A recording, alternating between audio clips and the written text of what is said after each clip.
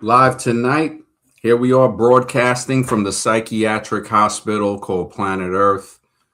I'm your host, Max Doubt, for the Architects of Humanity channel. Maximum Doubt here. Now, I know in the news, a lot of people just found out. I don't really watch the news, but I guess some Cuba thing. I mean, this is getting ridiculous, but I like to stay on topic with the albinism, Architects of Humanity. It's crazy, man. I'm trying to launch this book, and this psychomaniac just keeps. Oh man, when I think about the whole political aspect of it, I mean, it's like I said before, man.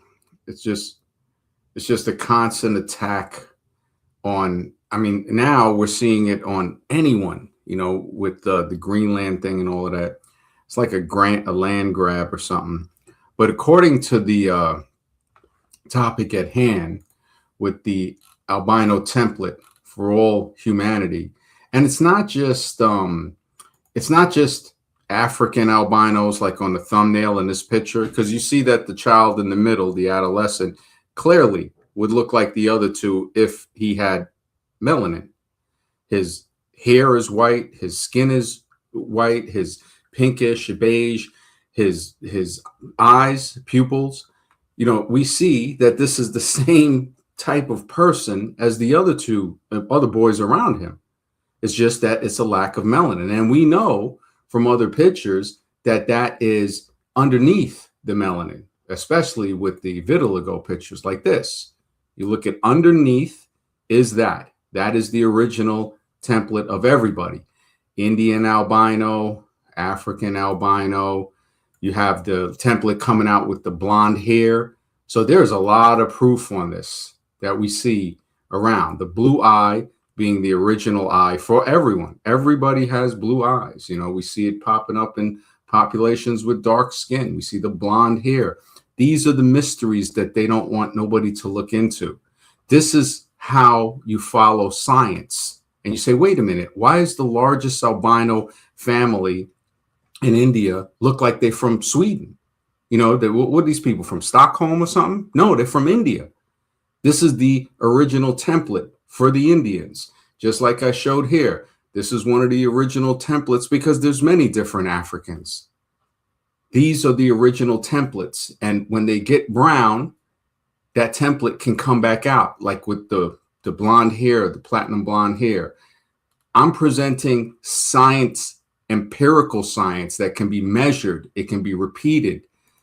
Look at this guy. He's around five dark skinned black guys, and he's an albino with cornrows. He's black. He's, phenotype, whatever that phenotype we would call, because we don't even have a classification for it. They try to say it's a Negroid or Caucasoid or Mongoloid. These were categories made by bigots. So we have to reclassify this. When you look at, this is a beautiful albino woman. You just, is beauty in all colors, man. The original eye, the albino eye, the original hair, the original skin of all humans. And this shuts down black supremacy, white supremacy, so any type of BS that they try to come at you with. We're all connected in this way. The Architects of Humanity is real.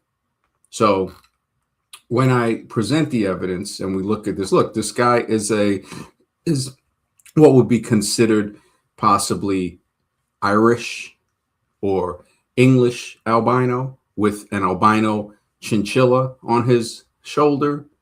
We see that how the vitiligo, this girl actually, you see the melanin on the left side, she has a melanated eye. On the right side, she has the blue albinism of the eye.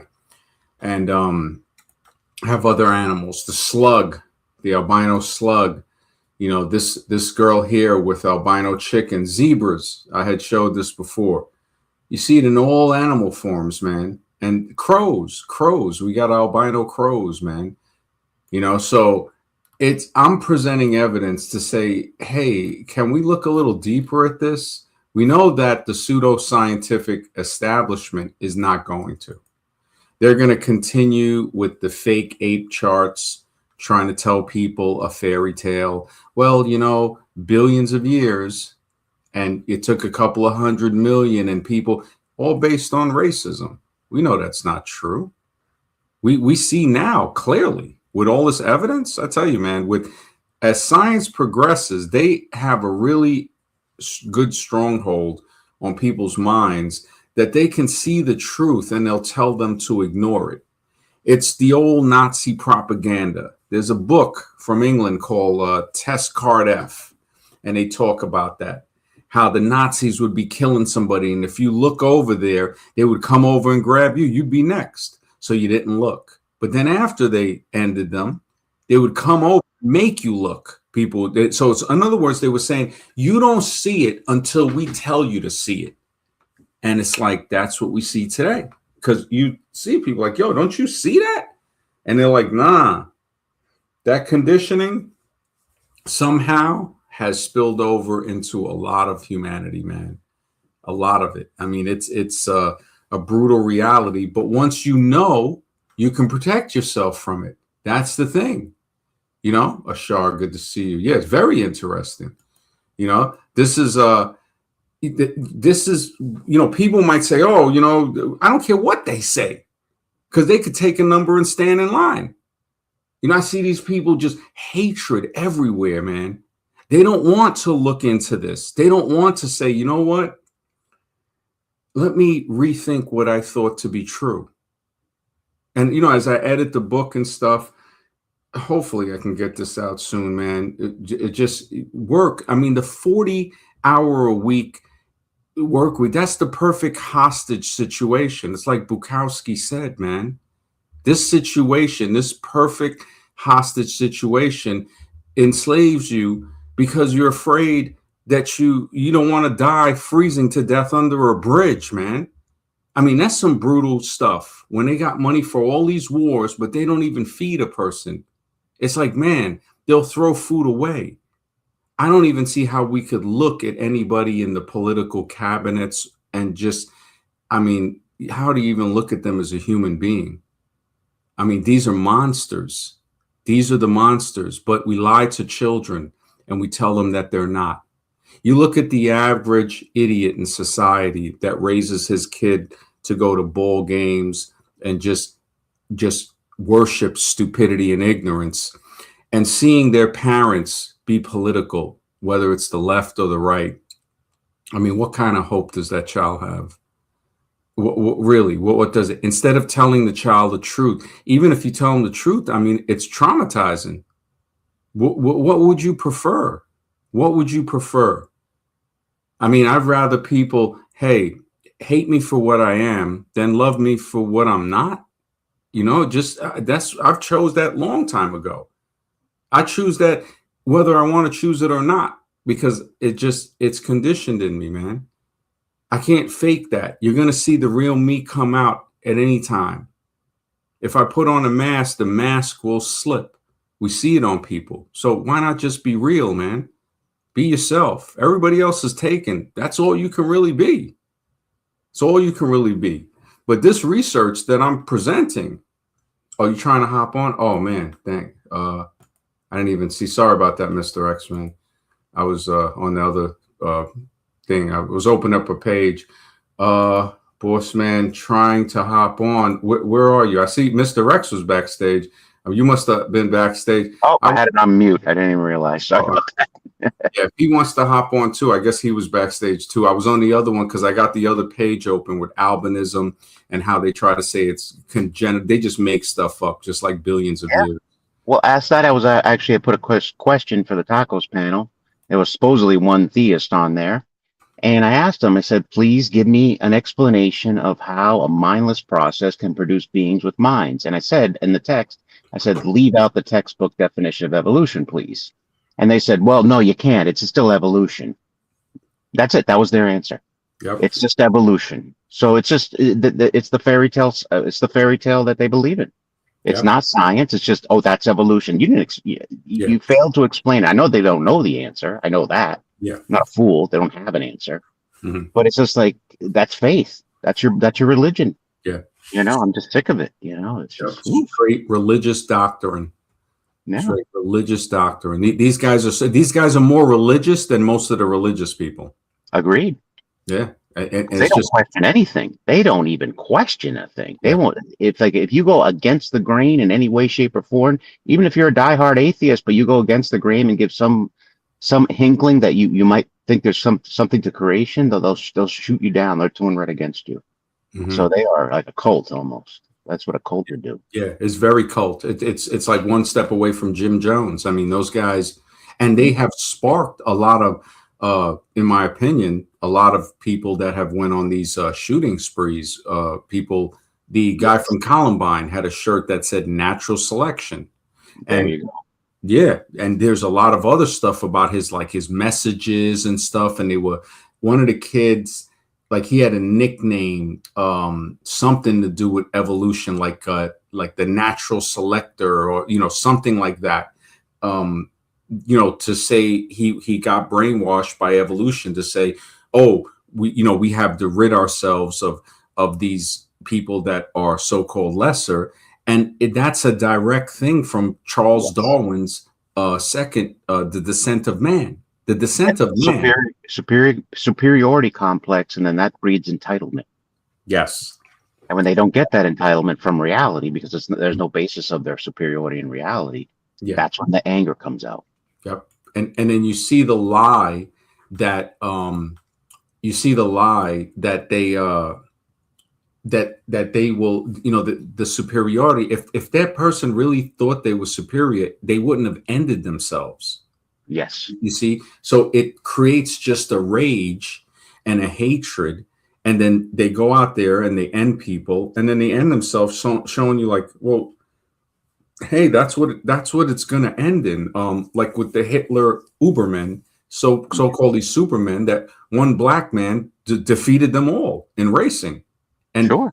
it's just like, wait a second. And then to humiliate him, they had Jesse Owens racing dogs, man. It's just, when I look at just the history of what has happened, man, It's an ugly history. It's an ugly history. The more you learn about it, the worse it gets. Because, like human zoos, we talked about that. I had no clue that those things existed until yeah, just recently. I had no clue that human zoos were a real thing. yeah, they were. I remember learning about them a while ago, just because I research a lot, and Mhm. that's how I saw the Rod Serling Twilight Zone thing first, because I used to watch that as a kid in the '80s. Used to love that, and I remember he would come on like 1 in the morning, and he had a episode called "People Are Alike All Over," and I think he made it because of that picture of the little black girl in Belgium in the zoo. Basically, people Yeah. handing out oranges, and that's why he made it like, okay, they're going to Mars, and then the Martians are all blonde hair, blue eyed, like with togas, like the Greeks. And they build, they have a house, perfect. But then when he looks outside, there's a sign and it says "Earth creature in its natural habitat." Mm. He was trying to give a message. He said that he tried to make one about Emmett Till, and he said the censors were so on him that by the time he got done with it, instead of it being in America, Emmett Till was a Mexican, from like a Spanish town. I was like, holy smokes! Rod Serling was an amazing man. It was. Well, it's the Yeah. first time that he was producing this stuff. Definitely in the 50s. Yeah. Oh yeah, he was very. His first thing that got him on the map was Requiem for a Heavyweight, and Oh, I remember that. yeah, so because he was like, where do these guys go? I think it was Jack Palance that played the number one contender, and when he lost the second time to the champ, they're not going to give him a third time. And you see him applying for work, and he's telling them like, well, I was almost the heavyweight champ of the world, and it's so sad that one of his managers goes, look, man, we can get you in this wrestling thing, just put on the mask. And he goes, man, he goes, you hurt me more than if you came at me with a meat cleaver, man. And there's a feeling in that, the way he was showing. And then he went to Twilight Zone to just show like what people, what comes out of them, like The Monsters Are Due on Maple Street. That was another great one from the Twilight Zone. everybody started to turn against each other, and Mhm. quickly saw that.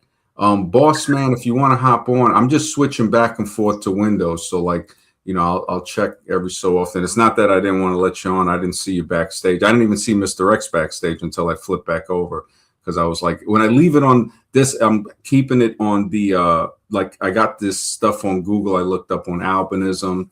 They try, I mean, the stuff they say, it's like, there's no cure. It's like, what do you mean there's no, it's just what somebody is. Yeah. It's like, so you'll now what? It's a disease. You got to get a cure to it. It's like, Yeah. it's just ridiculous. It's And really, Rod Serling hit on that too with Eye of the Beholder. That oh episode. yeah.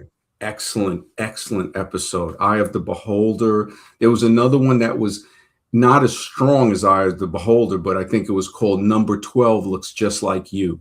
Oh yeah, yeah. I remember Yeah, that. and she was going in for the new model of, this is what a pretty girl should look like. I remember meeting a dark-haired, dark-eyed girl from Germany, right? And we were really cool, Bianca. And she told me, she goes, her mother told her that the pretty girls have blonde hair and blue eyes. And I was like, wow, that's messed up. And she wasn't a tall girl. She was more petite. And she moved to Denmark, learned Danish. And she, because she said a lot of Danish women, and when you go up north there, they're kind of tall, and the guys appreciate the shorter girls and stuff. And she, so she had more of a pick.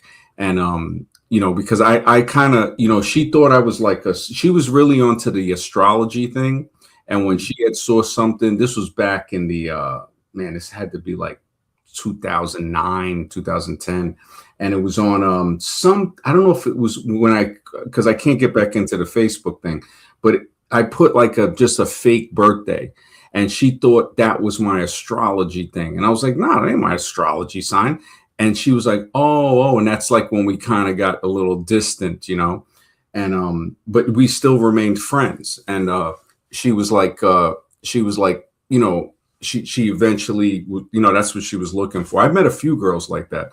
Like they're like, oh, we have to match up astrologically and stuff. And I'm like, well, My daughter's into that too. So yeah, yeah. I'm like, it's cool, but we just didn't match up. And one girl, she was like into the Chinese astrology, and she was like, oh, she's the year of the monkey and all of this stuff. And I was just like, all right, but yeah, I can understand it. There's like, hey, you know what? It might have some type of bearing. I do see a little bit of stuff where I'm like, wow, like Pisces and these water signs. I do see people being a little more emotional. I've noticed that. I'm like, wow, that clearly is there. Scorpio, that's a water sign too, can be a little emotional. I'm, the fire, Sagittarius. So, people, I see the differences, but of course it's not a solid science. But I mean, if the moon is affecting menstruation periods of females, that's a celestial body, then wouldn't the other celestial bodies have an effect? Wouldn't certain type of pulls and pushes? So yeah, it gets a little, deep into stuff like that.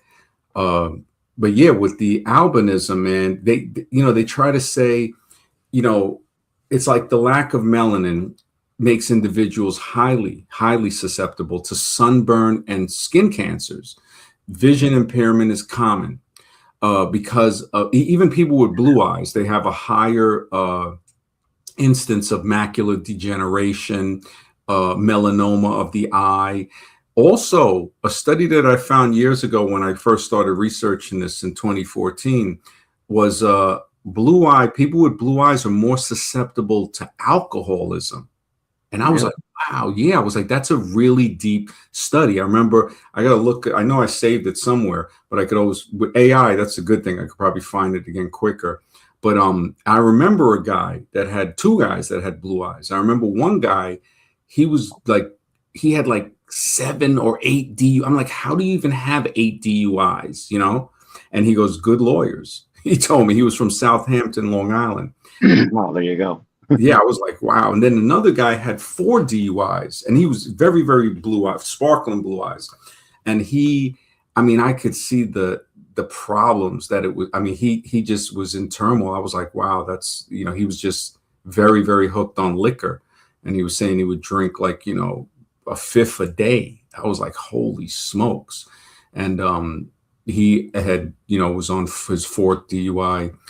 And then another guy, he was drunk and he crossed over the Long Island Expressway and smashed head on into a lady. She died. He woke up in custody, and I think he got 5 to 15 for that. Which, honestly, I mean, if that was somebody's mother, it's like, bro, What are you doing driving drunk on the Long Island Expressway? I've been on there plenty of times. That's not a place to be driving. You shouldn't be driving drunk in general. Take a damn cab. Yeah, exactly. So I was just like, wow, man. And he, again, when I think about it, I'm like, wow, that study must have some validity because all these guys were, blue eyed. Not to say that there's not brown eyed people that are extremely addicted, but the fact that it has a little more of a susceptibility to that. It's saying why? Why is that? There was another study I was looking up about testosterone, and they were showing that guys that had more testosterone were less inclined to lie for moral gain. And it was an experiment they did, like, okay, you're not going to get punished for you can if you roll the dice, and or it was something like, you get a number, you get a couple of cents or $1 or something. So you could say you roll a 6 to get $6, even if you roll a 1, or you can tell us the truth that you rolled a 1 and you get $1. And they said the guys, I forgot how they structured the testosterone. It was something, I don't know if it was administered or something like that, or it was just testing people's levels and saying, okay, these guys got more testosterone, put them in this group. And they showed that the testosterone, it actually, like, it made a person stand in their moral ground, to say, all right, this is my decision and I'm going to stand by it. And when they had people with the lesser one, they were more inclined to lie. And they linked it to something like, maybe that's why, they're lessening testosterone, because men, their sperm count is clearly, they're saying 50% less than what it was from the 60s. I think the pill dropped in 60, the birth control pill, which dramatically affected that because they can't get it out the water. They're not spending the money to get it out the water. So estrogen, the pharmaceuticals, you think about the stuff in the water, you think about now they have inhalable vaccines. In my opinion, anybody can look this up, but it's there. It's been there, actually. And this is creepy. So people could look it up. It's my opinion that I've looked up the studies, and I think people should look into that.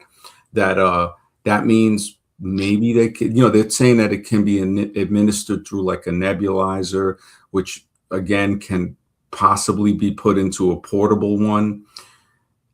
That, man, I mean, the architects of humanity may not be good. That's the thing. Or there might be some that are good and some that are not. And then when I look through documents from different cultures, Egypt, I think, had something about that with like characters called Enki and Enlil. And one, I guess, loved humanity. The other one didn't. And I think Ninurta was a female, what it seemed to be a laboratory technician or something like that. Now, I've got to research this some more. I mean, I know people, because I don't want to get too into the speculative realm. I'll speculate, but always with some science behind it. So with the possibility of us being created by in-between beings, I'll call it, from like a major or head physical creator, you're going to have people with different feelings, or maybe these are some type of hybrids in between humans and something that's much higher than that, which again, if we look in historical myths and legends, which could be looked at as documents, we see that we see Hercules, the mother Athena, I think or Hera was his mother. I think it was Athena, one of them. And Mhm. I think, yeah, been a mortal man. Um, And I was gonna just say a shout out to Alexis Juno when he brought up about the fingerprints, why they're so unique to each person, you know, yes, that because was I know what evolutionists would say. Well, that's just evolution, that's right. their common answer, Yeah, but yeah. it's just like, why would it be unique to every individual? That implies design. That That's screams like a design. tracking. When he said that was like a tracking thing, that Yeah, really made sense. it really does. I didn't even think about that, but that is so Yeah. true. Yeah, he really has brought up some very, very great points, man. And of course, the evolution, oh, just by chance, man, it's like it has no purpose. It's like, really? It's like it has no purpose, huh? And that's your scientific explanation. They'll scream at science. Oh, yeah. That's the sad part about the whole thing. Yeah. That's the biggest tragedy, to say that it's science. Yeah, and this is the thing where we're providing something for people to say, okay, I have an alternative now. I don't have to, because the Christians and some other religious people are definitely hammering the scientific point, saying, hey, this is not science and this is the proof. But the thing that gets people to look away is when they bring in their belief. Of So they're course. like, oh, this place, it's like we're like, hey, we're not going to bring religion in. This is pure science. It's like we will have speculation. And actually, the science just points toward more than a physical. So it's not even unscientific. It's saying, okay, you got your physical hypothesis with a lot of genetic proof, and then you're seeing that, wow, uh, logic and reason is showing me that, like we were saying, you have to create the vessel to hold the water after the water has been already created. You don't create the jar and then create the water. And I don't know if that's a good enough analogy, but something like it's sort of like, I'm trying to think of a good way to put it, which would be an analogy to the body being created after the spirit is already there, or the consciousness is already there, and you're Right. creating the vessel for the consciousness. So showing that even the material world is created for the non-material world to inhabit. So Yes. yeah, they again, we already know they're just backwards. They lie and they twist it around, and they'll say, no, no, no, the physical came first, and sometimes somehow magically uh it created this chemical reaction that created consciousness. Again, just a total fairy tale with, Fairy tale. yeah. And it still applies to designer. They're just saying evolution's the designer. The molecules of design, the Hmm. atoms, the nuclei designed it. They Hmm. had a brain of their own. It's like you're just replacing it for what the religious people would call God. You're Yeah. just giving it another name. That's all you're doing. Hmm. You're saying some type of intelligent mind, whether it be an atom or some type of dark matter, whatever it is. Sorry, hold on. Hmm. Yeah, I think somebody had said in the chat about atoms, like atoms, becoming like conscious to speak to each other. I forgot who it was that said it in the chat like a day or two ago, and it's a very good point to say, yeah, atoms. So now they're becoming. When did they learn to talk to each other? The atoms. It's just another.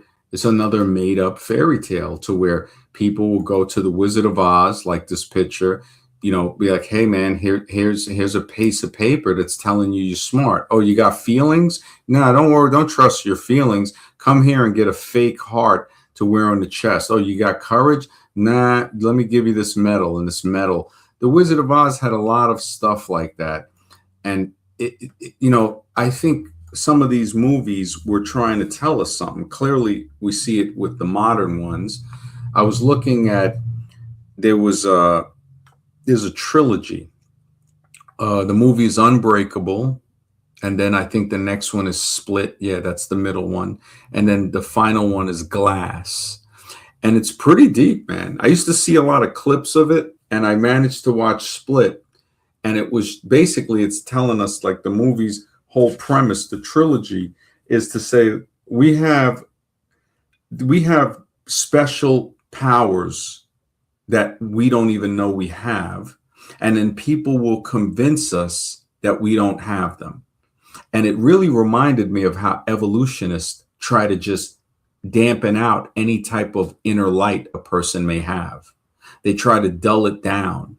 And just, I mean, it's really it's a sad thing, because who was it, Schopenhauer or one of them, they showed how school can just diminish creativity. Like when they test kids that are 4 and 7 and 10, and they track them and they see how as they get older from 4 to 10, that the creativity almost evaporates because of what is happening in school. It is not meant to teach a kid, in my opinion, and many teachers have spoke out about this. If it was, imagine raising certain kids, what type of insights they could give us if we said, look, we really don't know where we come from. We're not sure. And explain to the child openly, like, well, these religions, they think we come from these places. The child might even say, well, how do they know? And we would say, well, they don't know. And a child might bring up questions that we don't think of because we've been so conditioned. And in one part, one of the guys, he's got like 23 personalities and a hidden 24th personality. I think the actor is James McAvey or McAvoy or something like that. I mean, this guy is like beyond Academy level. Gary Oldman is a good actor.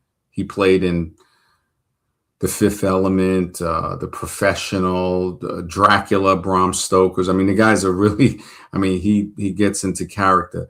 James McAvoy is even, I mean, beyond that. The stuff he did with his many personalities, I was like, this is some deep stuff. And one of them is that of a 9-year-old, when he's a 9-year-old boy, Kevin. And Samuel L. Jackson is in there too, as a genius. That's his thing, is that he's a mastermind. And he tells him, he goes, the fact that you have a personality that you're 9 years old, he goes, you can see the world the way it is. And it's like, it comes back to, in some religions, they even talk about that. Now, I don't know the full verse, something about when you come back to as you were when you were a child, you know, you'll see the truth. So I think it's something like that. And this is where I say each religion has a piece of the puzzle for us to go forward.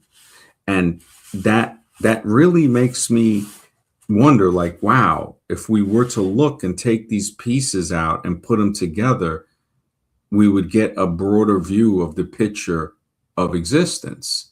Especially like I'm putting together the albino templates and stuff like that, saying, look, man, you can find an albino template for every type of phenotype on Earth, which they would incorrectly call a race because they want to keep us against each other. I mean, just look at the unscientific nature of this when they say, you know, the Caucasian or the African or something like that. There are such a diverse amount of different people that cannot be classified in one basket. When you look through Western Asia, which they call Europe, an Italian is clearly different from an Irishman, and an Irishman is different from an Englishman or a Scotsman, just like they're different from Norwegians and Swedish and Finland and Russians. Russians are different from Germans, just the way they're different from Czechs and Poles, and also Romanians and Hungarians. These are different people. Actually, Hungary and Finnish aren't even what's considered so-called European languages. They call them as a part of the Finno-Ugaric group. And that brings me back to where I used to ask people, well, where's the line of whiteness in Europe? Like, where does it, you know, where is that, you know? And then the BS starts to come out. That's when you see, oh, yeah, you just made all of this stuff up. Same thing with Africa. Extremely diversely different people that can't be lumped into one sum. Nigerians are different from Ugandans, clearly different from Ethiopians, and Central Africans in the Congo, or people from Cameroon are different from Mali, Morocco, Algeria, Tunisia, Libya, you know, Lebanon, Egypt, We see different people. A lot of people are mixed up there because of the invasion that happened from the Moors. That before that, it might have been a little more where you saw a little bit of diversity, but these invasions, they drown out the diversity because you have an invading force coming there, and they bring in their monotheistic religion and force it upon the inhabitants until we get the countries that we see today. That's what we see there. We see that throughout a lot of the world. Africa, if you look at it, they carved it up as if it was a butcher's chart. Whenever you see a straight line, you know that two thieves went in there and ended the native civilization and split the stuff down the middle. And one of the longest straight lines we see in the world is between Canada and America. And we already know the unpretty history that goes along with this. There was actually a good series I remember back in the 90s called How the West Was Lost. And they say, yeah, they made all these promises to us that they broke. The only one they kept is that they promised to take our land. And when people make when they make criticism about stuff in the Middle East and stuff, I mean, just look at Manifest Destiny. It's like they try to say, oh, what's going on over there? Some people don't belong. Some people do belong. But they'll never talk about Manifest Destiny over here. People did the same thing. This land belongs to them. What, because of Manifest Destiny? That sounds just like a lot of other stuff we see going on today. And now we see clearly. We see clearly that I think it was Chief Seattle. He talked about stuff. He goes, your so-called civilization, he goes, it eats trees and leaves deserts. And these people were real. It's just like, nobody benefits from a polluted river, but everybody benefits from a clean river. I think it was Aaron Daddy Roy. They called them water poisoners and baby killers. That's what we see. And now we know it goes even deeper than that. You're talking about some almost on a cannibalistic level. Brian Nickel, man. What's up, brother? Good to see you. You know it, man. My albinos, bro. We all have albino ancestors. And it's a beautiful thing, man. It's a beautiful thing. This is the albino template. When you look at people, when people try to say, oh, well, it started, I'm like, what are you going to evolution? This is the template. You look at this kid in the middle. If he had melanin on him, he'd look like all the other kids around him. Right. He's the original form. Yeah, Mr. X, you have something? No, I'm just agreeing with you. And then you see this one here, this albino guy in the middle, the albino with cornrows. He's like, look, man, let me put these cornrows on so maybe I can fit in with the brothers a little more, because they I mean, the prejudice is everywhere. Yeah, it really is. Yeah, exactly. This is the original eye, man. These are just the original hair, the original skin of people. You got them, albino, albino Irish. It shows everywhere. Albino German, and we see that in every template. This one here, it's like it's plain as day. And then when people's skins darken, that original template can pop out with the platinum hair, with the blue eyes, with the blonde hair. You even see with the parents that would look like what would be black, and the template is still popping out the children, the blonde hair, because that is the original template. It is not a recessive gene. This is the science. I'm presenting the science of it. People say, oh, well, what are you trying to say? I'm just presenting the evidence, man. When you look at this stuff, you see that the melanin is a coating of protection from the sun. And it's not to say anything about people that have less melanin, because everybody has melanin. Yeah. People that, go ahead, Mr. X. Oh, I just agree with you.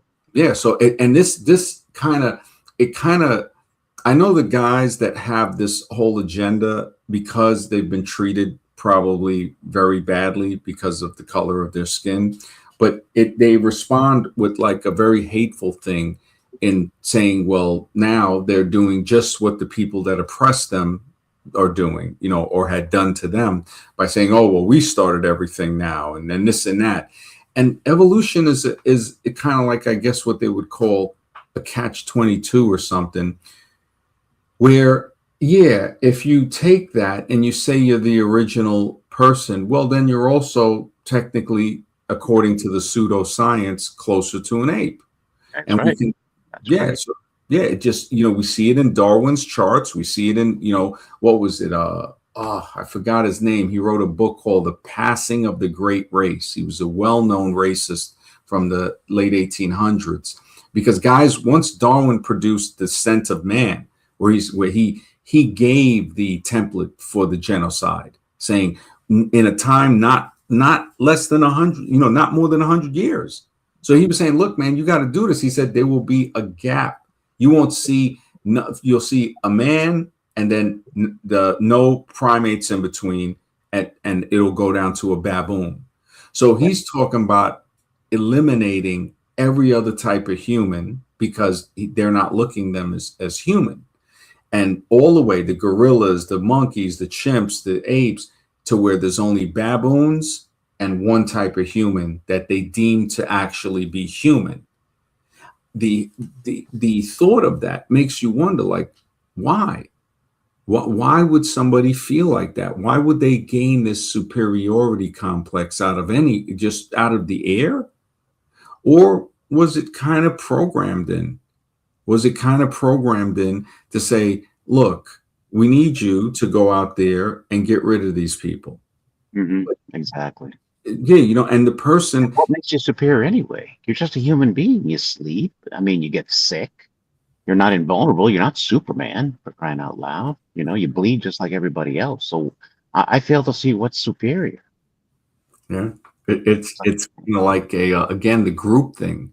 The superiority complex is so bad that anybody can get pulled into it. When J.P. Hives had told me about the book Black Nazis by Veronica Werner, I Mhm. was like, holy smokes. There's a 1 and 2. I think there's even a third part. And it What's it showed about? Black Nazis? What's that about? black Nazis. It showed how they had black guys in brown Nazi uniforms that joined the shit. Really? Same thing with there were other ethnicities too. I mean, these people were joining to their doom. And it's like, you think about it. In Argentina, there's Latina people with armbands and swastikas and stuff like that. And I'm like, what the heck? And they're olive complexion. And I'm saying to myself, what kind of psychiatric disorder would spark that? Somebody who, when somebody was saying the Japanese, Hitler was like, oh, they're honorary Aryans. Right there, it just told you so. You can't be born an Aryan. So all of that Aryan birth stuff is a lie. If Well, somebody, I was just going to say right? a lot of Nazi leaders were not straight men. They were homosexual. That's been Yeah. documented. They even wrote a book about it called the Pink Reich or something like that. I can't remember, but it was a book Really? about all the Pink, right? Let me look homosexuals. that up. The pink. Something about the Nazis, yeah. And that might be the commonality of why we see certain groups of other minorities joining these types of groups. It might be just based on something else. Like as Varun said, and I agree with him, Chad worship or something. You know what I mean? Oh yeah. No, it's definitely closet Chad worship.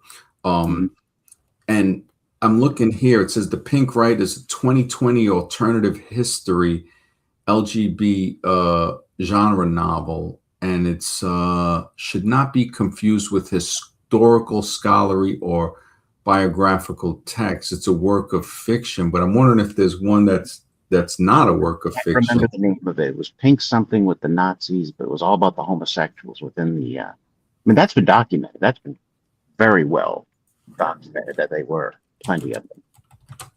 So, About Nazi homosexuality called the Pink Right. Let me see if they. No, they're saying, all right, let me take out the words Pink Reich. Is there a book about Nazi homosexuality?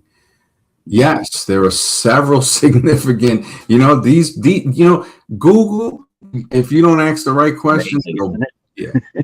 Yeah. I think it's called the Pink Triangle. Does that sound familiar? Maybe, yeah, I heard a long time ago, but I know it had the word pink in it. That was about the Nazi part. Yeah, definitely. Mark, good day, bro. Good to see you, man.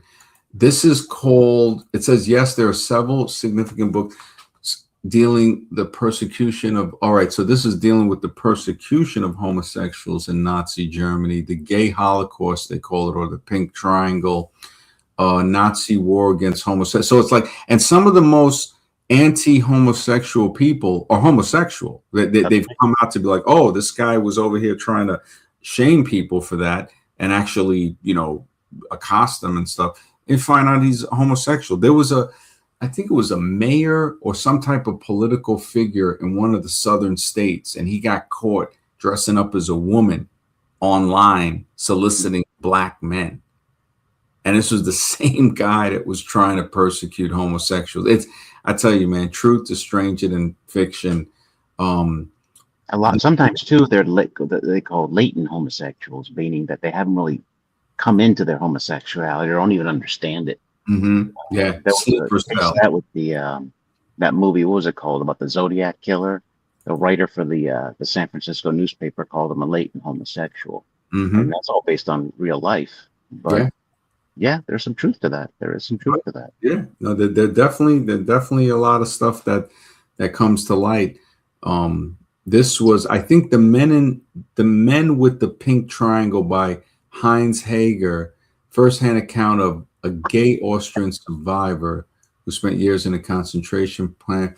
Is there a book about the Nazis being?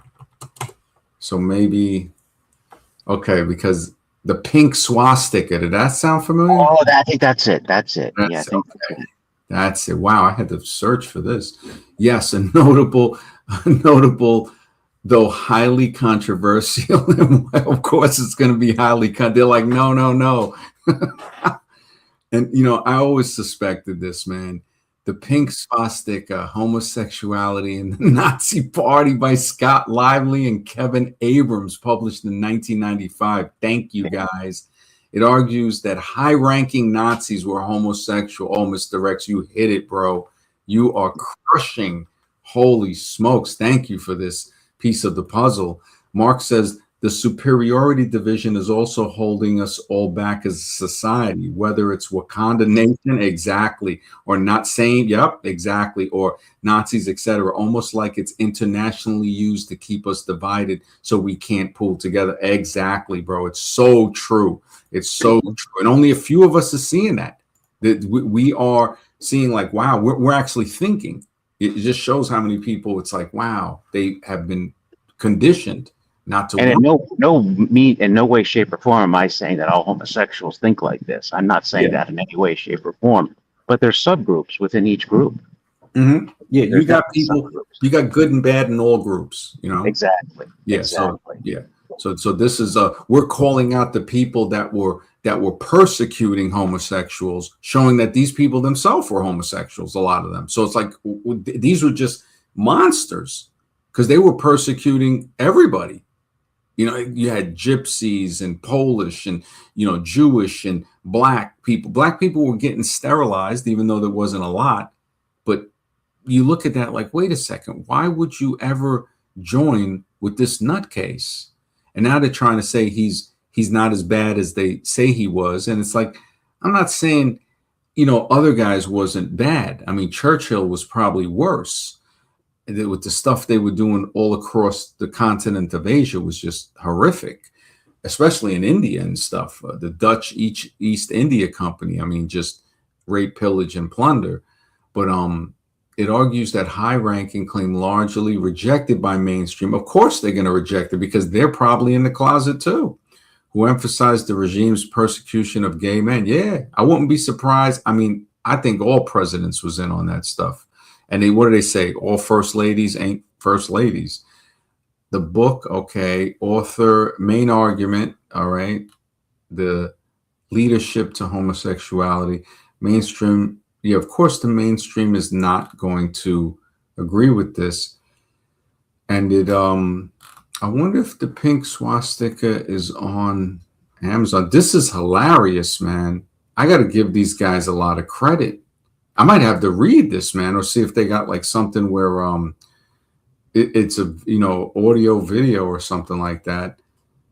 and it was published in the United States. The pink swastika, man. This is freaking. This is amazing, man. This is a find, man. Was persecuted by the Nazis while butch homosexuals formed a leadership cadre of the Nazi party. These dudes are, oh man, I got to give these dudes credit, man. And the same thing with Africa Bambaataa. When Africa Bambaataa, I mean, a lot of stuff came out about him, man. It was really crazy, man. It was really the whole Zulu Nation tried to clean up. I think they did.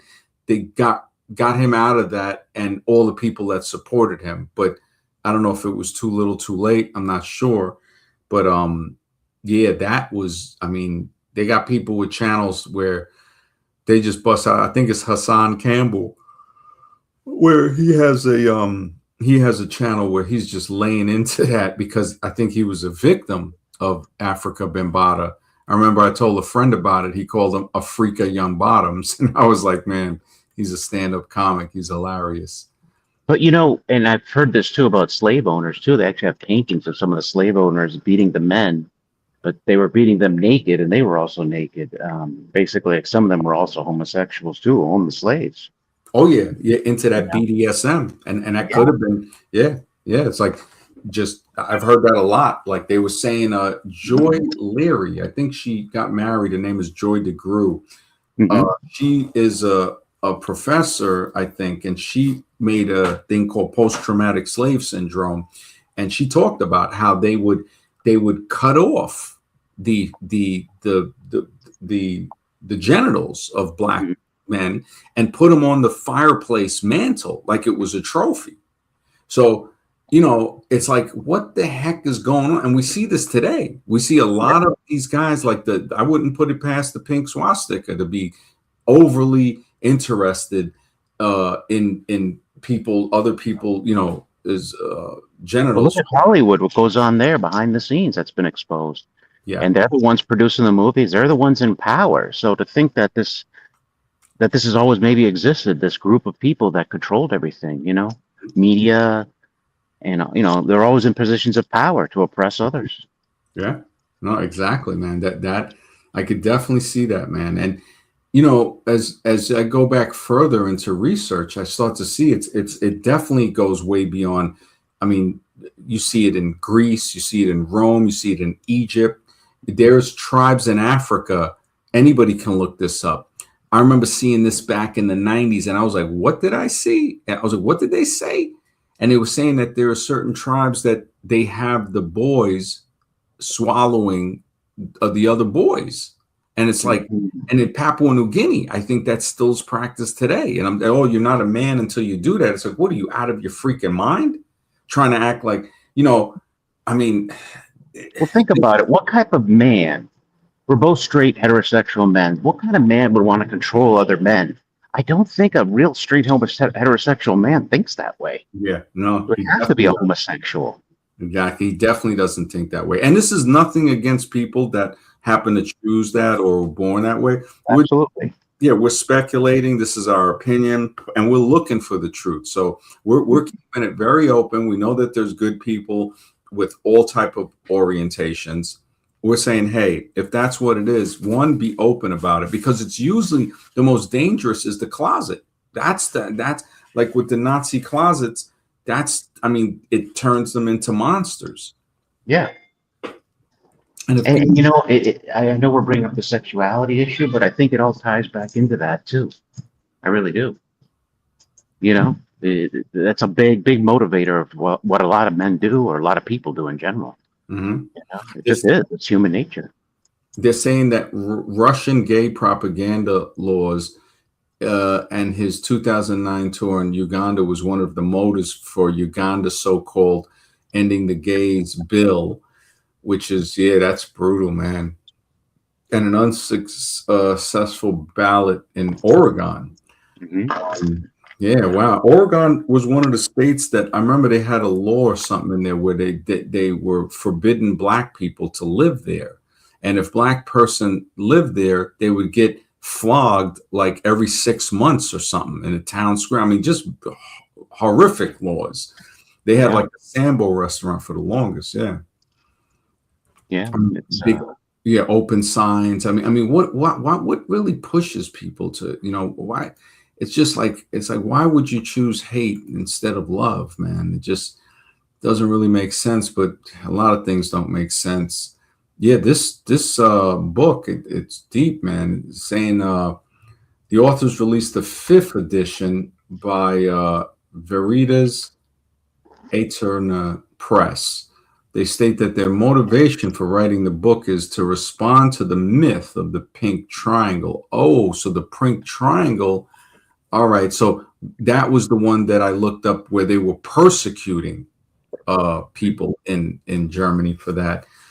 And the gay political agenda. One significant source of the pink swastika was Samuel Igra's German National Vice. Man, this is it's really this is some good historical documentation. Stormtrooper families. Wow. So they even called some of these guys stormtroopers? yeah, that's Oh, what they're called, the stormtroopers. Yeah, wow. So I see where George Lucas might have yeah. gone. Oh no, they got it straight from there, straight from there. Even Wow. the helmets on Star Wars, those look like the German helmets. Like what Darth Yes. Vader's wearing. That's a Mm-hmm. German helmet. Yeah, that's Yeah. a German war helmet from World War II. Yeah.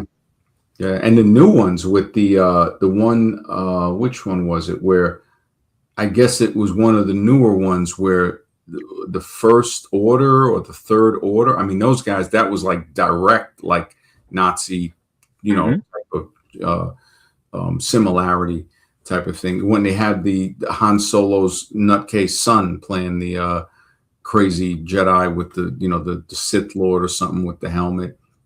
And Mm. yeah, wow. So yeah, I gotta see if I can like get some audio with this, maybe a video. This is like very, very interesting that so these guys, so wow, it makes the case that the Nazi party is best understood as a neo-pagan homosexual cult.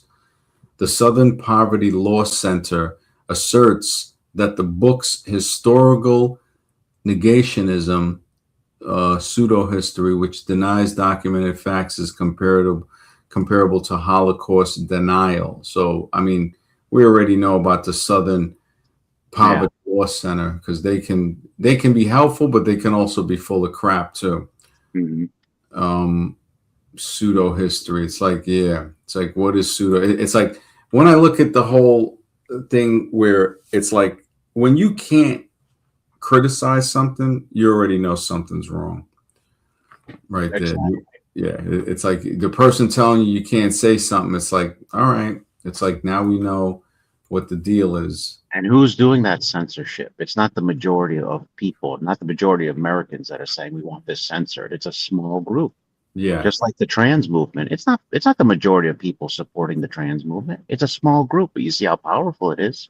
If Mhm. they control the media, they control the access, they control what we hear, and they control the school system, they control what's pushed, you know? Yeah. Yeah. The Yeah. fact that they're pushing that. I saw a study today about classrooms that being that you mentioned the school where they were showing how metal desk that they have in classrooms versus wooden desk. And it was showing how the wooden chairs and desks, it actually it had like a better effect. And then the other ones would like it was raising. The study was showing that the heartbeat was beating a little more in the rooms that had the metal uh, chairs and tables. Wow. Yeah, and I was like, wow, it's a really deep study. I was like, holy smoke. So just a little bit more. So like 85 heartbeats a minute versus 60 heartbeats a minute. And it's like the wooden desk, the wooden chairs, all of that, it had a calming effect. And people have also talked about when they take the kids outside into the playground or the field, it has an even better effect. Like if they're sitting under a tree or something or in nature. Mm. Honestly, a classroom is so foreign It's like the most foreign place for a kid to be. If you give them a choice, okay, some kids might choose to stay in the classroom, but if they can go outside and run around and see nature, kids are curious. I mean, when I was a kid, I loved nature. I loved looking at insects and plants and stuff like that. It was just really, yeah, it was. And then, they force you into this classroom. Why? It's like it breaks you. It breaks the person. And then now I heard everybody's like, when they're saying when the kids are in elementary, they're getting hit with evolution, basically trying to tell them that they come from apes. And, by the time they get to college or high school, forget it. It's like, I could even see junior high school. It's probably Plague Doctor had came on. He's like in his early 20s. And he said he recently got out of school. And he said, yeah, you have to write on the test that, yes, evolution, and just basically, agree with them to pass the test. So it's not about learning. It's about agreeing. Yeah, it's also about like making you feel less than yourself. It's like putting you down in the disguise of academics. You know what I mean? But they do it cleverly. Like they're putting you down. You're really worthless. You just evolved chemicals to a higher order. You serve no purpose. You have no value. On a subconscious level, they're doing that to the kids. Yeah. I think Jordan Peterson is one of the guys that he straddles the fence on that. 1 second he's like he's a Christian, or he, like kind of people have said that he tries to defend it, where, I mean, it's just any religion, it's untenable. You can't defend it. But then he'll try to do the evolution thing. So he's definitely flim-flamming. It's kind of like the Christians that say they believe in evolution. It's like, it's a straight up oxymoron to say. I've never been a Jordan Peterson fan because I just think he's just too vague. It's like, get to the point. I don't like guys that they take so much time to explain something very simple. Exactly. Yeah, make it more complicated than it is. Yeah, he's an old version of Eminem. He's like, it's like very popular but doesn't say anything. Right. And it's like Mark says, yeah, that's true. Wood grain always feels better physiology than plastic and steel. Yeah, man. It has, I wonder if it's because it's a conductor of like our body's electricity and has something to do with that, Mm-hmm. And it could raise the heartbeat. There was a study. It was in the Midwest. I don't know if it was Ohio or Iowa or something like that, where kids were coming up with I think it was like leukemia, and it was some type of link to the warm fluorescence. It was a red type of fluorescent, more in the red spectrum. And they were trying to say that like, now that, I mean, I look at how many lies are in history, that's what they're saying that they think they linked it to, but possibly it could have been something else too. When they took them out and switched it with Cool Blue, they said that, the problem stopped. But honestly, I think if it is true, I think they knew and were doing basically like an experiment on people, which we see this all throughout history. Yeah, the Tuskegee experiment. It's happened before here in the U.S. Yeah. I mean, look at thalidomide, what they did to those, pregnant women. And it's like the poor kids were born without limbs and stuff like that. It's like, what the heck? I mean, what type of monsters would do that? And this is where I'm like, either something evil or something very like malicious has taken control. Or, I mean, I don't really see. It's like, why would people do that? I mean, this is like horrible type of stuff. The thalidomide, the Tuskegee syphilis type of stuff. The fluoride experiments. They had a thing with the fluoride factory. I think it might have been in Chicago. And these workers, they were white, and they got like some type of fluoride burn or something like that. And they came out like bright pink. So you could see the effect, like kind of like a heavy sunburn. You see the effect like, oh, yeah, that did have an effect of you staying in the sun that long. And they were basically like, I think it was like a chemical burn. So what did they do? They hired black guys, and they got the chemical burn, but you couldn't see it as plainly. I mean, this is the type of monster that is behind certain industry and business.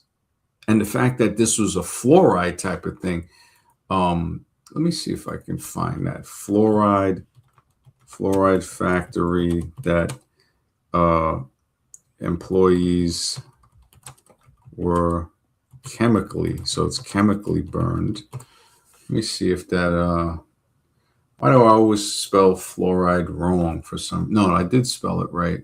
You just okay, fluoride factory. Several employees have suffered chemical burns due to hydrogen fluoride.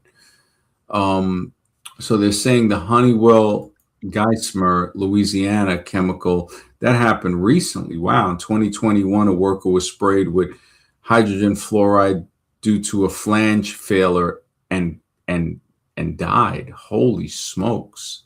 On June 7, 2024. So a little around 3 years later.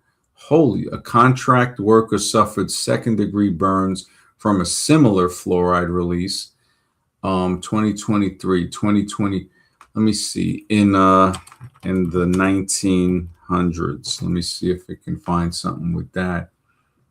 Okay, yeah. So it finds out what it says. Based on your query, it's highly likely you're referring to the Radium Girls of the 1910s.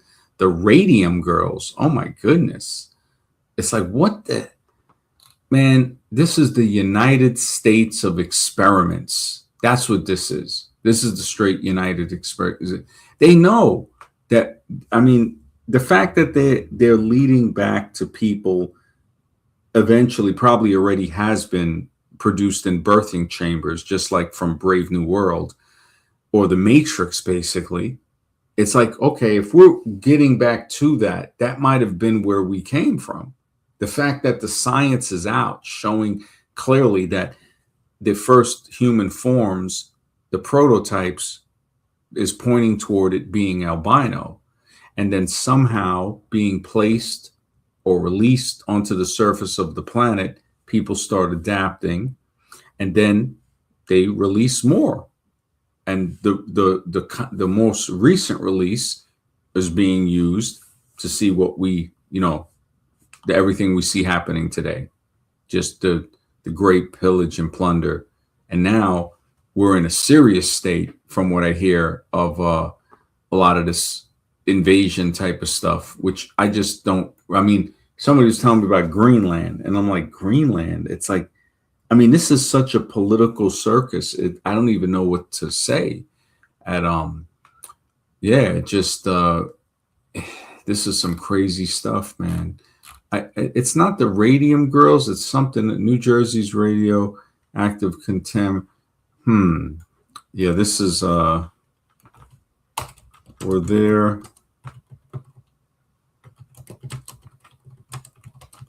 Because or radioactive. That's it.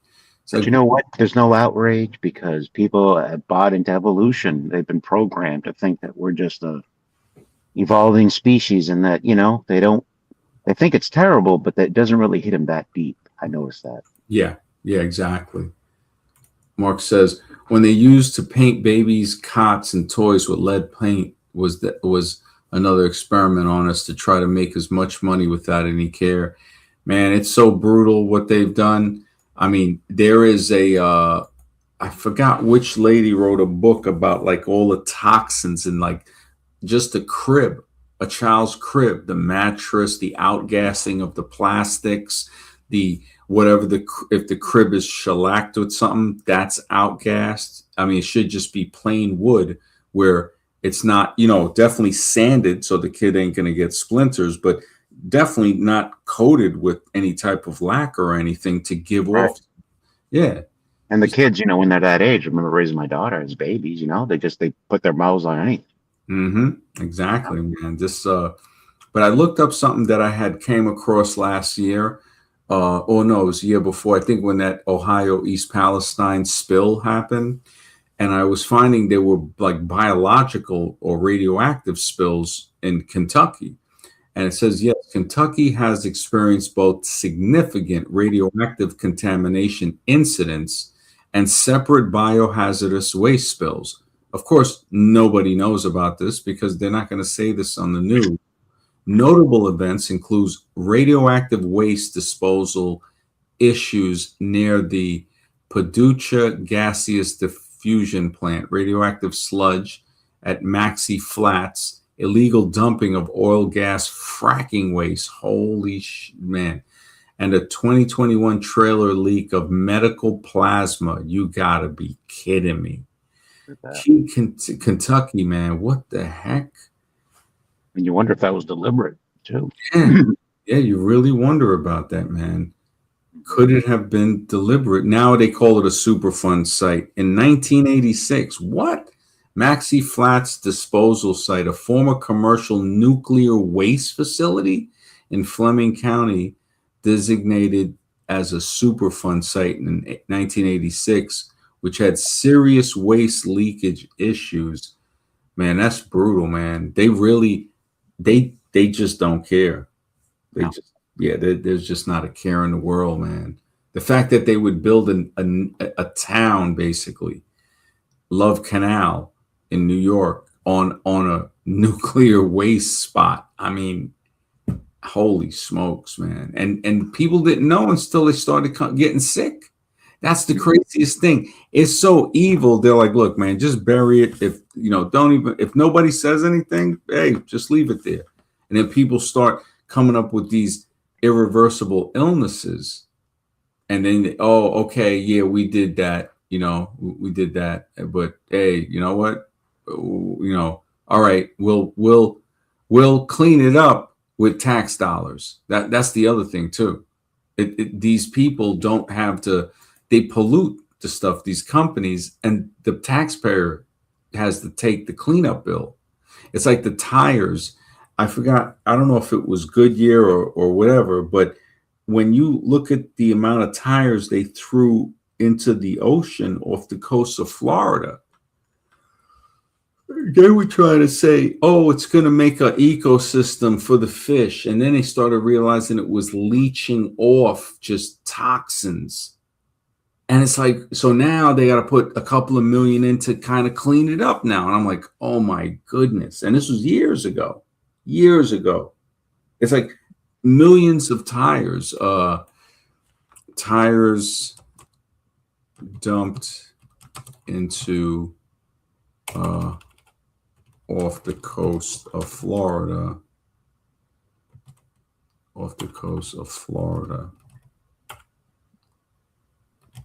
causing pollution. So let's see what it says here.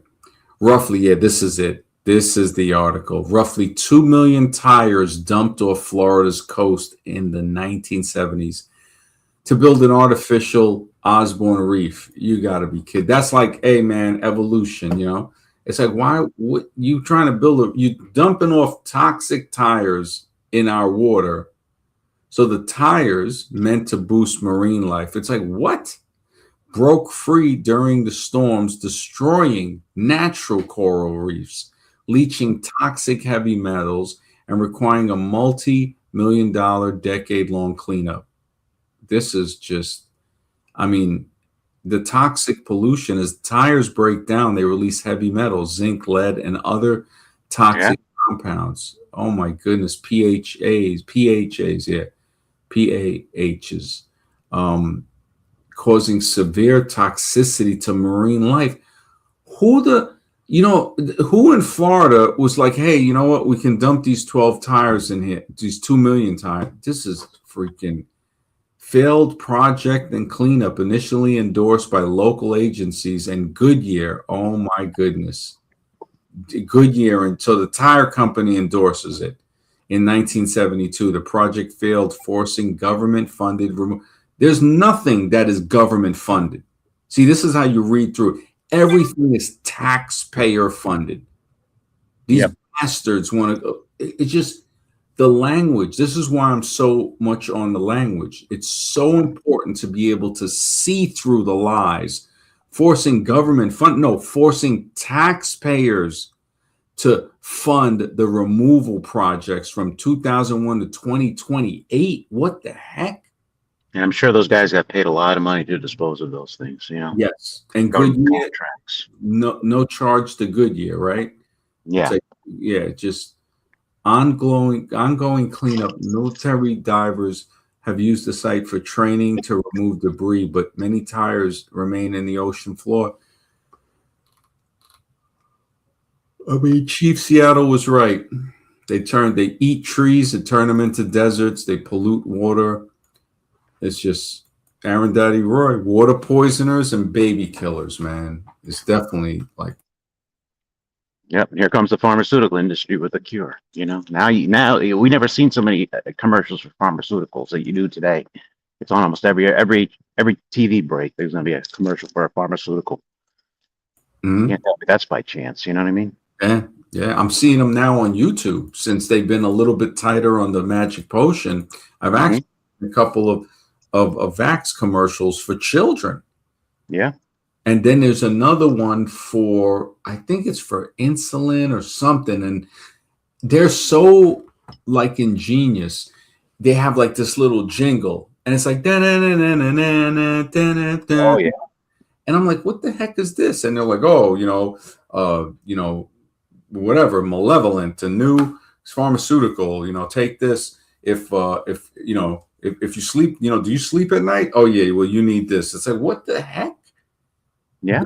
And people are like, hey, like Chris Rock had said it best in one of his comedies. He said, you get to a point where you think you got what they're saying. And it's like, oh, okay. So because they say these symptoms and you think you have that, and it's like, so there's no natural remedy or the best. There is, but the pharmaceutical industry will suppress that information. Trust me. Yeah. Yeah, just in our opinion, we see, in our opinion, sure. Yeah, because I mean, it's so crazy that just the fact that to the disclaimer, I mean, says a lot. To be like, what the heck? I mean, there was something that I saw that this guy, he went around and he beat up 4 PDF files with a hammer. He didn't end them, and he got more time than the PDF files. Wow. It was like, holy smokes. I think he got like 20, maybe 30 years. These guys got like less than 10. And it's like, what the heck? China, I think, just executed 3 PDF files publicly. Colombia just found like, I think 10 or like 17 or something, I think the article was saying. And what did they do? They extradited them to the US. And then from the US, they get extradited back to other countries. It's like no penalty. It seems like there's no penalty here. The whole Epstein file thing, the fact that people aren't up in arms about says a real lot. It says like, wow. They're also not releasing the information too. They're keeping it pretty tame. Yeah. I mean, well, just seeing pictures. I mean, when you see pictures of Trump at a party with 12-year-olds sitting on his lap, I mean, he don't even got to be president. When you see that, it's like, wait a minute, what's wrong with you? And then the fact that he was saying if Ivana wasn't his daughter, he would date her. What was that, during the first presidency or something, or before that? It's like, that's some sick incest type of stuff. Yeah. Just to be thinking in that direction, to be like, what? So it's like, so basically, you're basically thinking about incest with your daughter, because you're saying if she wasn't your daughter, you would date her. Mm-hmm. I mean, the truth comes out in mysterious ways, man. But a lot of the biblical texts too talk about these kingdoms that were full of perversion, and during those times. So there's something to take from that. What happened at that time is probably happening today. It hasn't changed. It just, it's another time, but it's the same story all over again. No, it's true. Yeah, it's definitely true, man. Yeah, it's like, I think about it, it's like, man, it really makes me wonder. It's like, I can see now where some people, they used to have that saying, they don't know which way is up. And when we see all the stuff that's happening, but looking at this Florida thing, man, Florida's $100 million ecological disaster with those 2 million tires. 2 million tires. Like, who? When you look at the fact that they're like, you know what? I got an idea. Take those 2 million tires and dump them in the ocean. And then when they start to leach chemicals and they destroy like a lot of the marine life, then we'll launch a cleanup effort.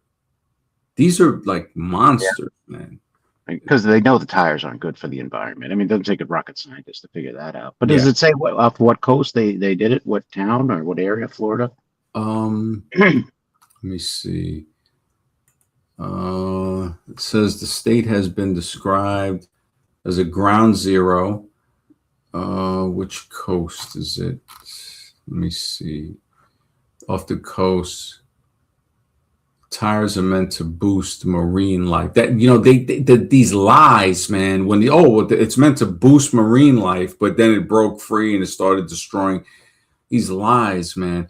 Dumped off Florida's coast. Which coast? Cleaning up the debris from Florida's Gulf Coast. Oh, it's on the Gulf side. Wow. Okay, so yeah, it's on the Gulf side. Yeah. Wow. Pinellas County. I guess it's Pinellas or Pinellas. I guess I say Pinellas. Yeah, Pinellas. Yes. And that government of Florida is removing and disposing of over 20,000 tires. So they that's like 10%. No, that's like 2% actually.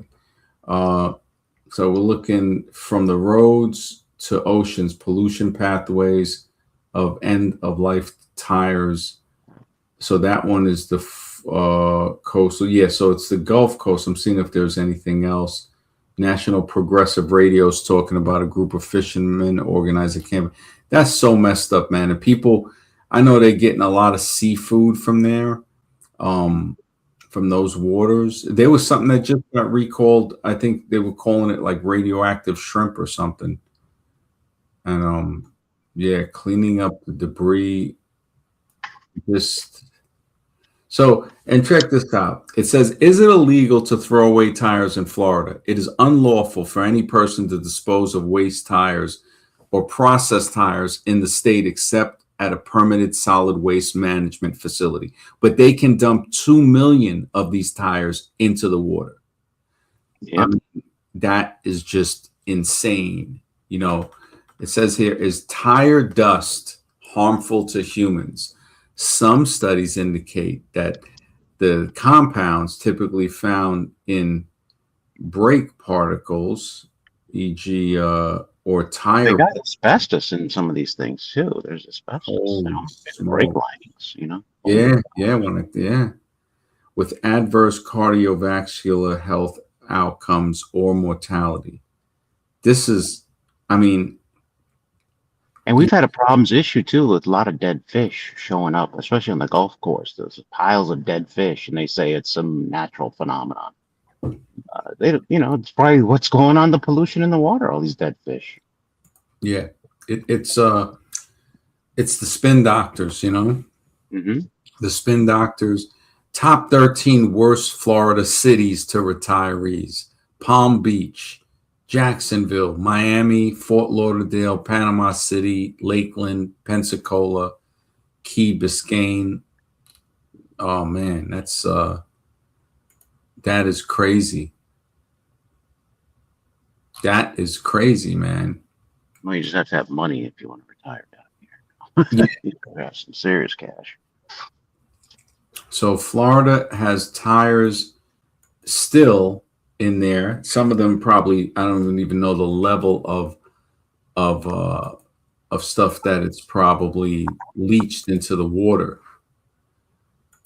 Mark says brake dust from cars is very toxic. Man, that's crazy, because when we're driving and you got the intake on, like if you don't press the recycle intake, like with the heat vents and stuff, or the AC vents, that could come through that. Or even if you got your window down, when somebody's stopping in front of you, where's that dust go? But they're like, hey, you know what? Who cares? I mean, this is really take research. I'm sorry. Does it really take research to know this is toxic for you? I mean, it really does. Are studies really required at this point? You You're know? right. You're Yeah, absolutely right. It's like common sense is all that's required, just to say, wait a second, you know, everybody's like, you're behind a whole bunch of cars and they're braking. Some of that dust has to get into the, sure. yeah, it's like, holy smokes. I didn't realize how, man, that's a good one, because I didn't really think about that too much. It's so much stuff they have you to where it's just like, man, you know, it just, and they say, is fracking waste radioactive? Yes, fracking waste is often radioactive. And they were talking about this fracking thing, passing fracking laws and all of that stuff. Holy smokes, man. It's the United States of pollution. It That's is. basically what it is. Mark says, or when you're walking next to traffic in a city, it's worse if you look. Yeah, I heard it's not good to jog across any type of traffic highways or any roads. They say if you jog by any roads, you're picking up one, all of the fumes from the pollution. But now I see where you're getting, part of that pollution is that brake dust. And I think there is like asbestos in some of those pads. Hmm. Yeah, I would think I so. know in the older pads, they definitely had it. In the old brake drums, they definitely had asbestos in it. I don't know if they did away with that or what they did, what other, but they put in other chemicals in there just as toxic, I'm sure. Hmm. Preservatives or whatever, plastics are involved that are Yeah. seeping into us, look at diabetes. Diabetes wasn't a big thing 50 years ago, but not nothing like it is today. Oh yeah. I think It's a it's much business today. higher. Yeah. Yeah, it's just straight up business today, man. It's just, it's on another level of I mean, the whole so-called sick care industry. That's basically what it is, the sick care. So Yeah. it's like, man, what they say health insurance, that's really life insurance is really death insurance, you know. Sure. Yeah, it's just health care, it's like sick care, and they had like a whole list, again, how to look at it. And that's the thing, again, the words, the spin doctors know how to switch these words and act like, oh, so it's a good thing, right? And it's like, no, that's not a good thing. It's definitely not a good thing. I look at this Kentucky thing and it's like, the gaseous diffusion plant, decades of operation, resulted in a radioactive and chemical waste contaminating soil and groundwater, with reports of radioactive ooze found outside the plant boundary in 1999.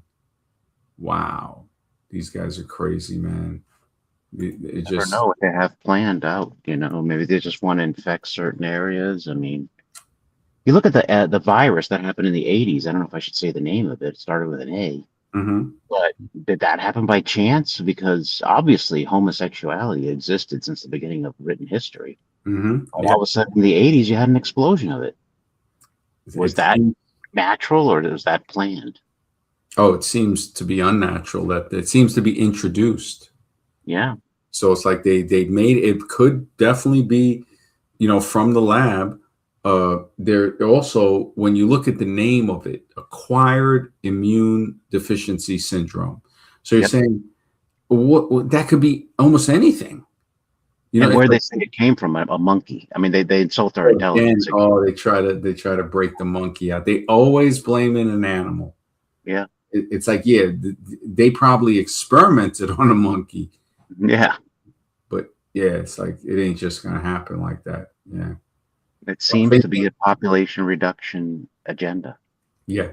There's a female biologist, I think she was, and she had a gag order because there was something she was on the Danny Jones podcast, talking about how, just the amount of like corruption she's encountered in just anytime you try to, when you look at stuff and try to clean stuff up, you're going to see that it's the corruption that actually keeps it there. um, I was looking up some of this other stuff. A former commercial nuclear waste facility, Superfund, man. They just, the word Superfund. So, oh, we're going to put Superfunds to that. Oh, you mean a pollution site? You Hmm. mean a radioactive chemical waste pollution site? And now they call it, no, that's a Superfund site. Oh, so it's like, what do you mean? Because I remember when my brother-in-law first told me that years ago. And I'm like, what's super fun site? And he's like, Love Canal, man. You never heard of Love Canal? And I was like, no. And I think it happened in the 70s or something. Let me see, Love Canal. And just the name, man. The fact that they called it Love Canal, uh, it just pollution. And I um pretty much think, what was Love Canal? 25 years after, oh man, you can't make this up. The Hooker Chemical Company. What a Oh, name. what a name. Hooker Chemical Company. This is the crazy. You can't make this up with the words. The Hooker Chemical Company stopped using the Love Canal here as an industrial giant. Get the F out of it. These words are just like, you got to be kidding. It's like they're playing a sick joke on the population. I agree. And they were using the Love Canal as an industrial dump. 82 different compounds, 11 of them suspected carcinogens, have been percolating upwards through the soil, the drum containers rotting, leaching the contents into the backyards and basements of 100 homes. Holy smokes. Jeez. Holy, and people were buying homes there. Like, hey, we're gonna move. What's the name? Oh, it's a real great place. It's called Love Canal. That is like, and then to find out it's the Hooker Chemical Company. You cannot make this up. And if you turn on the news, what do you hear about? Guys throwing balls. Yep, that's You know? it. Catching balls, chasing balls, Yep. carrying balls, throwing balls, everything balls. Yep. That's all. Yeah, just straight ball chasers. That's all. Yeah, exactly. It's true. Doing Screw you all of over. that and then going in the locker room to fucking to shower together. Yeah. Pardon my curse. Yeah. But they got the Um. zombie apocalypse, people just don't look at serious issues or don't know or in the dark about it. Yeah. Yeah. Including myself. I'm not going to exclude myself because let's face it, we have limited access to information. And everything you're saying is kind of news to me because I didn't know these things. Wow. So Thanks, I'm in the man. dark myself, you know what I'm saying? I'm Yeah, not we educate each other, man. It's like, I didn't know about the swastika thing, man. Yeah, thank you for letting me know, man. That's a really, really great thing, man. You yeah. know, it just the pink swastika, man. I got to look into that, man. I'll probably look into it tomorrow, and yeah, see what's up. I got to get up kind of early, man.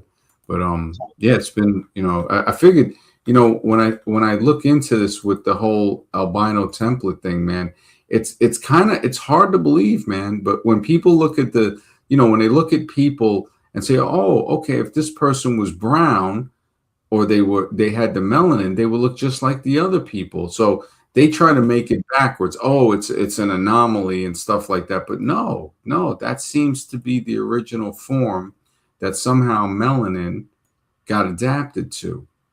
And the protect same seeing crows, the fact that I see it in every life form, Yeah. even bacteria, it raises questions, man. Yeah. I definitely never even knew about that. So I credit you for enlightening me about that because that says a lot. That says a Thanks. lot that I think you're right. We might have been all that color at one time.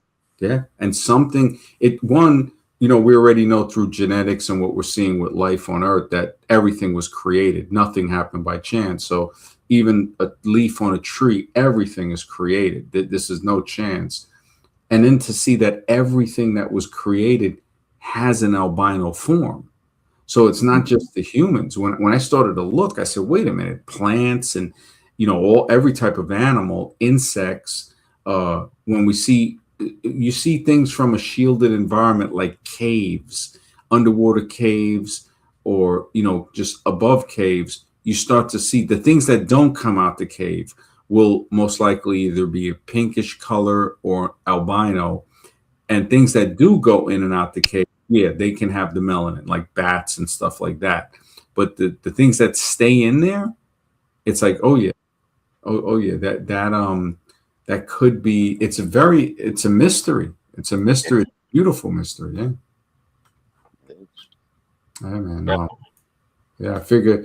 Yeah, it's getting kind of late. I gotta get up early, and yeah, we'll definitely we'll talk tomorrow, man. I put a video out. I don't know if you saw it. It's a short video about a bird with what looks to appear to be like it has jerry curls, and it's hilarious because you look at it and you're like, wait a minute, this can't be real. And there's crazy pictures on Google. People can find it.